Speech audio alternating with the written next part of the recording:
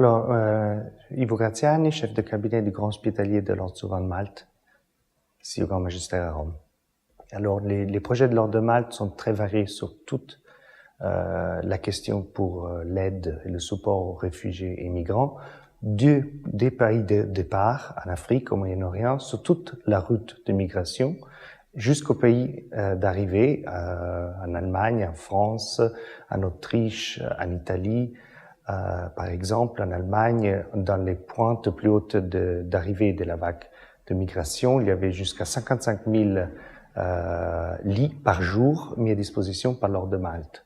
Plus l'Ordre est très impliqué dans la médecine de l'aide aux migrants et réfugiés, des places où ils peuvent aller sans avoir aucune assurance et ils sont traités gratuitement. Il y a maintenant en train de monter 170 centres d'intégration en Allemagne où il y a, on appelle les pilotes des migrants, où il y aura un employé avec un groupe entre 30 et 50 bénévoles qui aideront les réfugiés et migrants à trouver, à l'aider dans leur vie de tous les jours, pour trouver une école pour les enfants, de pouvoir aller dans une place pour se faire soigner, pour chercher un travail.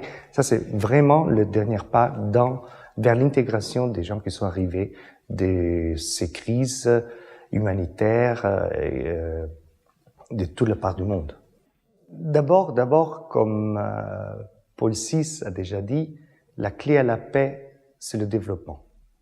Et le développement des pays, c'est pas court terme, c'est à long terme. C'est la seule chance que nous avons de régler et diminuer cette vague d'immigration qui nous sommes en train de faire face en ce moment. Une grosse question qui se pose sur ça, c'est que les signataires de tous les traités de droits de l'homme sont des États. Mais maintenant, on se trouve à faire face que les plus grands violeurs, mais aussi promoteurs des droits, sont des acteurs non étatiques. Et là, on se trouve dans une situation nouvelle où les personnes ne sont pas engagées au respect des droits. Il faut avancer vers un développement et porter la société civile vers un respect plus fort des droits humains.